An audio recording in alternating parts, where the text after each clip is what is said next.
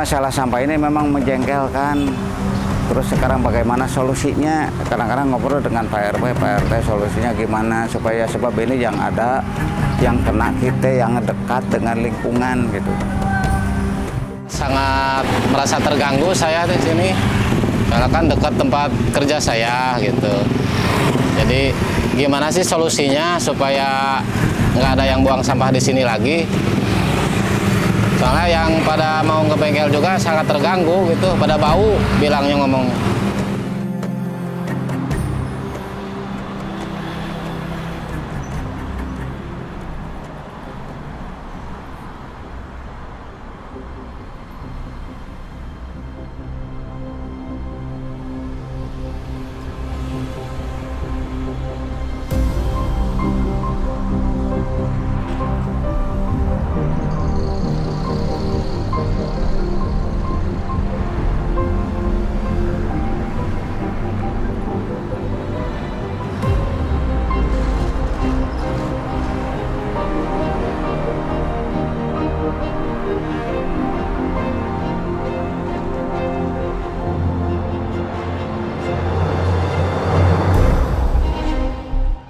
Tugu Adipura ini masih berdiri kokoh di ujung selatan jalan yang membelah pusat kota Tasikmalaya.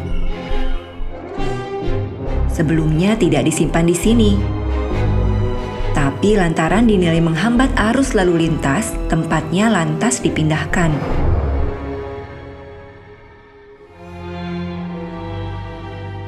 Untuk memindahkan tugu tersebut, pemerintah kota Tasikmalaya mengeluarkan anggaran sampai 200 juta rupiah. Semula berada di depan Masjid Agung, kini dipajang di dekat Pasar Padayungan.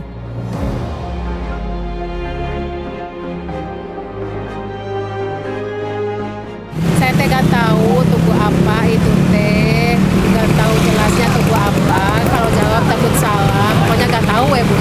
Cuman lihat bentuknya doang, udah gitu. Kalau salah tugu mah.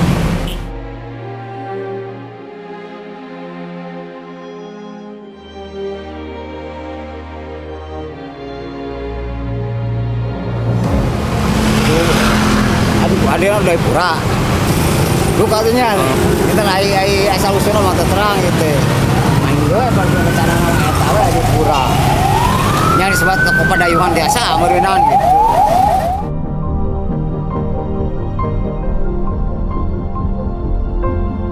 Kalau dilihat dari namanya sih Tugu Adipura ya. Ya kalau nggak salah sih itu penghargaan dari pemerintah tentang kebersihan. Kalau nggak salah. Saya lupa ingat sih itu.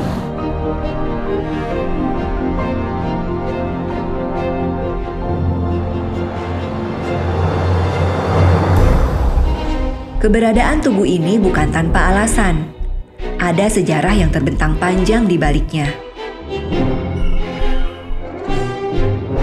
Tugu itu menjadi simbol keberhasilan pemerintah daerah waktu itu dalam menjaga kebersihan kota.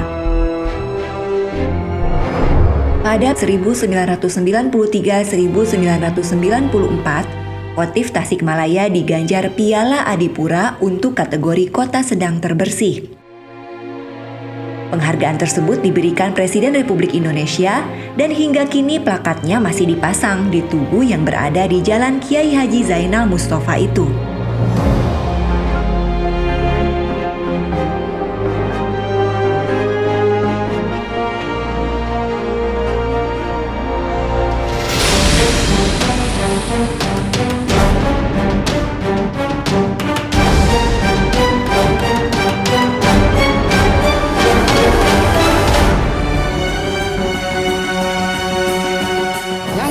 Sebat bersih nya udah masih kena seur sampah-sampah sebat no gitu becek teh mah amun kirang bersihnya biasa baik gitu kurang bersih kan paling gitu terus kajian nama kieu lah istilah nama kayaan nama.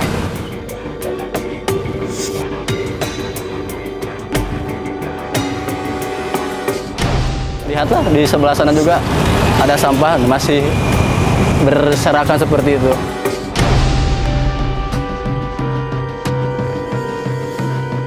Masih jauh dari harapan. masih banyak sampah dan segala macamnya, dan juga penanganan banjir juga yang lainnya masih kurang gitu.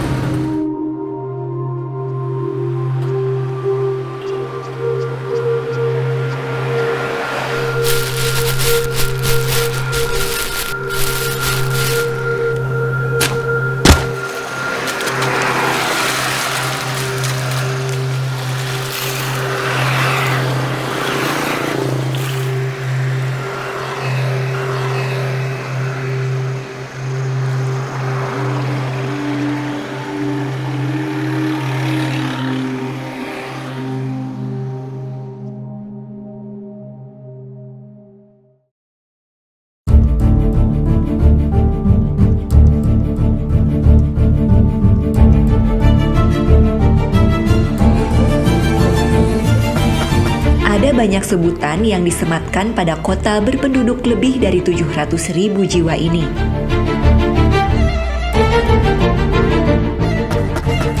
Satu di antaranya disebut-sebut sebagai kota santri. Itu lantaran ada banyak pesantren di kota Tasikmalaya. Ada sekitar 266 pondok pesantren yang tersebar di banyak titik dengan jumlah santri mencapai 40.000 orang. Tak heran, kota yang diresmikan sebagai daerah otonom pada 17 Oktober 2001 ini disebut sebagai kota santri.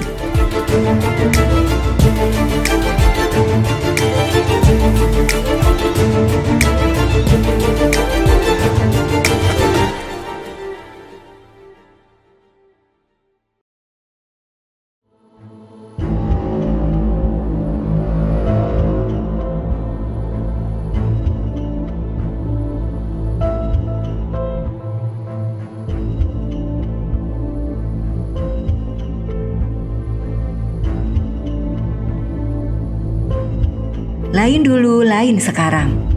Saat masih berada dalam satu pemerintahan, Tasikmalaya bisa mendapatkan Adipura, yang merupakan penghargaan untuk kota bersih.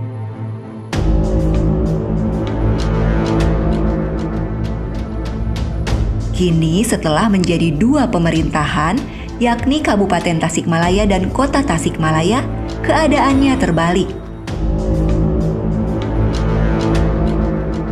Alih-alih menjadi kota bersih, yang terjadi malah sebaliknya.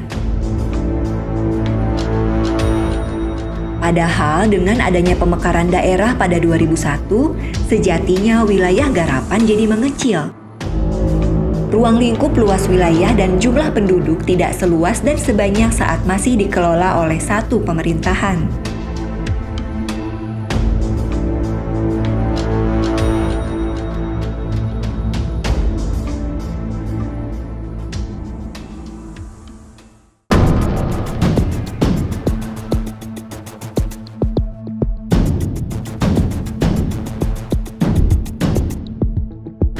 Wajah kota Tasikmalaya tampak sangat kotor. Ada banyak sampah yang menumpuk bukan pada tempatnya. Masyarakat geram melihat kondisi tersebut. Berbagai cara swadaya telah dilakukan, namun keadaan tidak banyak berubah.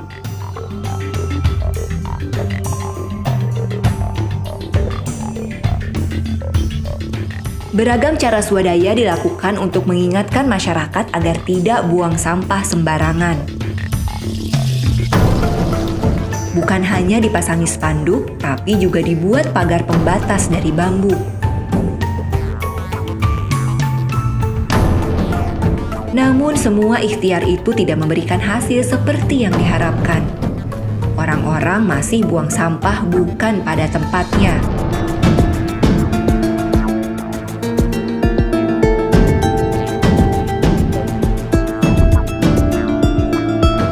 Jengkel dengan perilaku seperti itu, spanduk yang semula bertuliskan peringatan wajar seperti dilarang buang sampah di sini berubah menjadi sumpah serapah.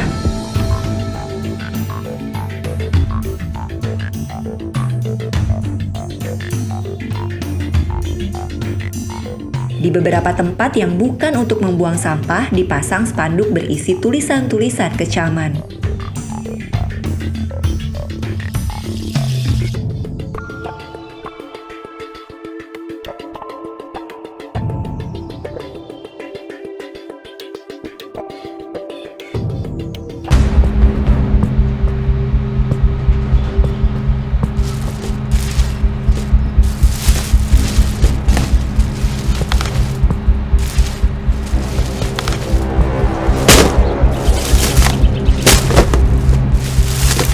Persoalan sampah di kota Tasikmalaya menjadi benang kusut yang sulit diurai. Di satu sisi ada perilaku sebagian masyarakat yang suka membuang sampah bukan pada tempatnya. Sementara di sisi lain ikhtiar pemerintah dipandang belum maksimal.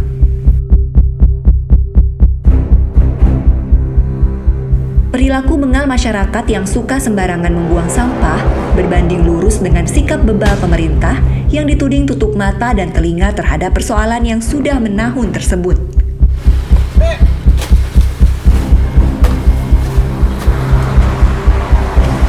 Sudah banyak kritik yang dilontarkan, namun keadaan tidak banyak berubah. Berkali-kali ganti kepemimpinan, tapi persoalan sampah belum juga bisa ditangani dengan baik.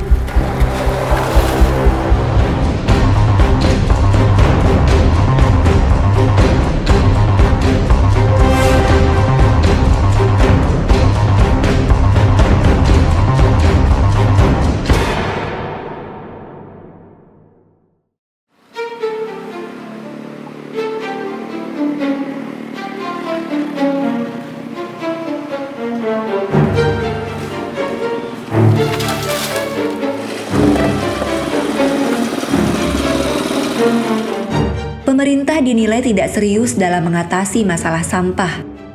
Itu diantaranya terlihat dari minimnya dukungan anggaran, sehingga menyebabkan kurangnya armada sampah.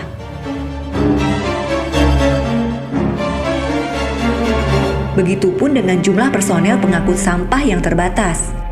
Kondisi itu menyebabkan banyak sampah di kota Tasikmalaya yang tidak terangkut.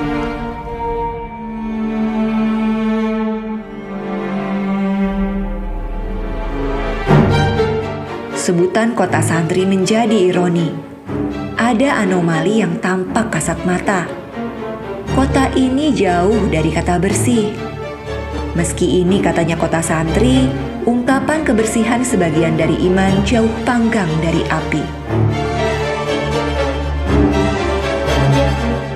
Sampah ini kami terus terang saja banyak kendaraan terutama kontainer yang sudah rusak ya, termasuk armada sampah di kita ini memang agak sudah pada rusak.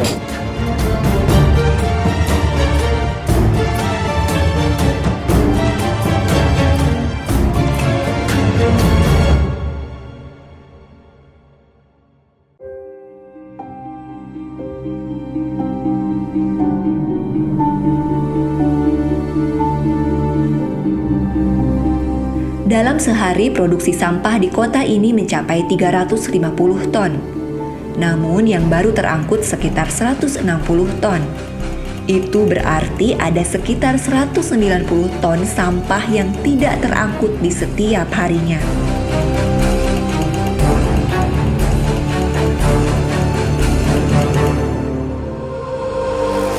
Sampah-sampah itu menumpuk di banyak titik, mulai dari trotoar hingga pinggir jalan.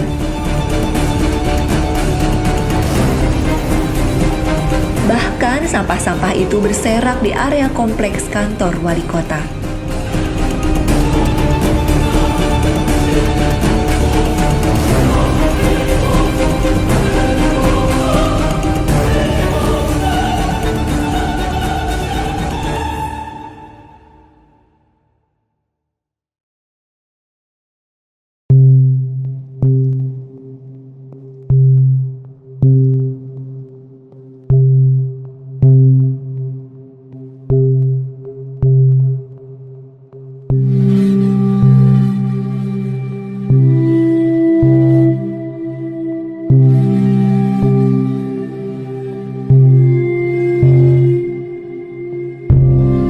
Masalah yang tak kalah pelik terjadi di Ciangir yang merupakan tempat pembuangan sampah akhir.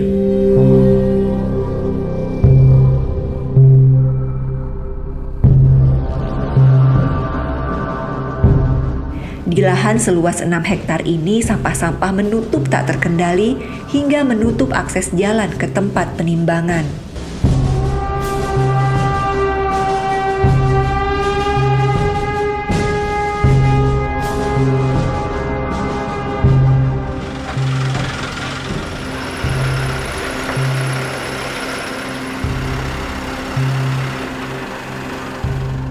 Di setiap harinya, ratusan ton sampah masuk ke TPA yang berada di Kecamatan Taman Sari ini. Namun, kondisi itu tidak ditunjang dengan peralatan yang memadai. Saat ini hanya ada 4 alat berat berupa bulldozer dan eskavator.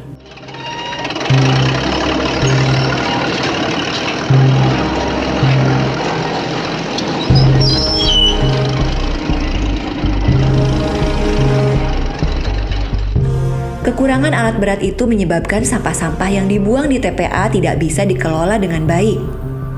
Truk-truk sampah harus antre untuk membuang tumpukan sampah yang diambil dari banyak tempat.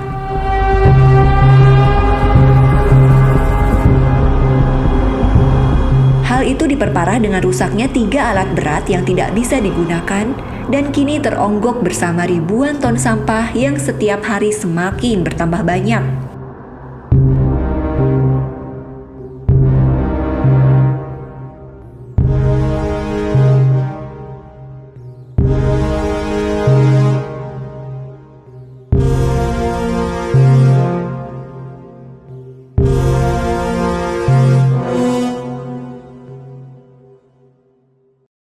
Tidak akan selesai. Mengapa saya sebut tidak akan selesai? Selama masih manusia ada. Ya. Selama manusia ada, pasti tetap setiap hari menyampah. Itu. Nah, bagaimana caranya agar permasalahan itu minimal bisa tertangani? Yaitu di sumbernya. Kalau di sumbernya sudah dipilih, itu tidak akan terjadi penumpukan di mana-mana gitu.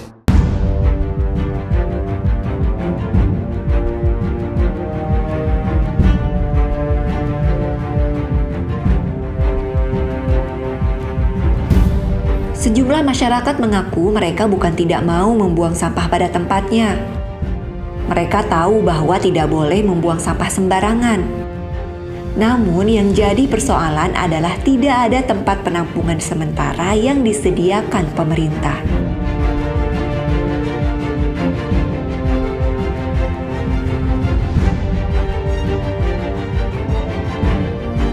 Beberapa tempat pembuangan sementara pun banyak yang ditutup tanpa menyediakan gantinya. Alhasil banyak warga yang membuang sampah seenaknya sehingga menjadi kebiasaan buruk yang diikuti oleh masyarakat lainnya. Sementara di sisi lain, pemerintah hanya bisa mengimbau tanpa memberikan solusi konkret yang bisa mengatasi persoalan. Saran pemerintah untuk memilah dan memilih sampah dinilai cuma basa-basi. Pasalnya, saran seperti itu tidak dibarengi dengan upaya nyata pemerintah dalam membangun dan mengelola bank sampah di setiap kelurahan. Masyarakat bisa saja memilah dan memilih sampah di rumah, tapi setelah terkumpul harus dibawa kemana?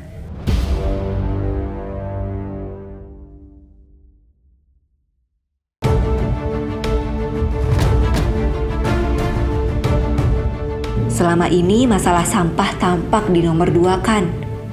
Dari tahun ke tahun tidak ada perubahan mencolok. Beda dengan pembangunan fisik seperti memperbaiki gorong-gorong yang hampir ada setiap tahun. Kalau keterkaitan anggaran itu karena kemampuan daerah gitu kan, keuangan itu kan tentunya didasarkan pada hal itu gitu kan. Keterkaitan dengan kekurangan bisa saja karena ada keterbatasan tentang penganggaran gitu kan, karena ada hal yang lebih fokus pemerintah gitu kan.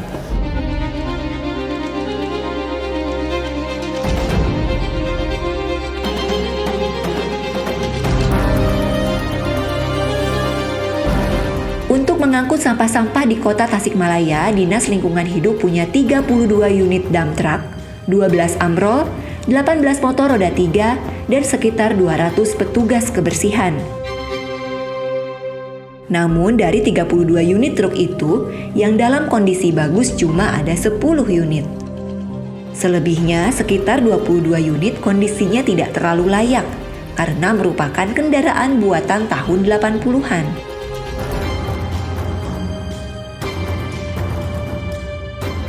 Idealnya dibutuhkan minimal 60 unit armada dan sekitar 300 personel agar pengaturan jadwal pengangkutan sampah bisa leluasa. Apalagi jika itu didukung oleh perhatian penuh wali kota dalam mengatasi persoalan sampah, sehingga camat dan lurah turut bergerak serempak.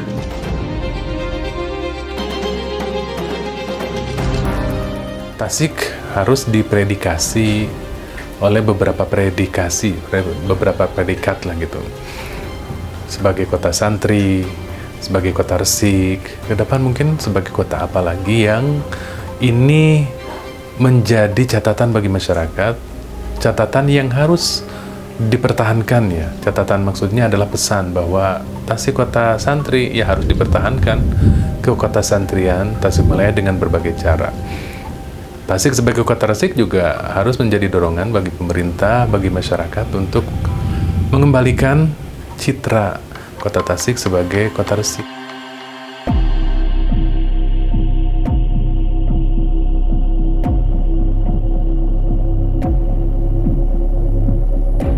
Masyarakat sudah jengah dengan kondisi seperti ini, apalagi mereka yang tinggal di dekat tempat pembuangan sampah liar.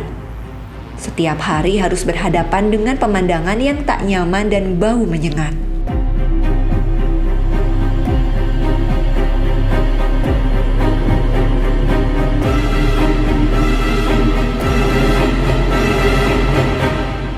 Beragam cara sudah dilakukan, namun keadaan tidak banyak berubah. Masyarakat berharap pemerintah benar-benar hadir untuk mengatasi masalah sampah yang setiap tahun semakin parah.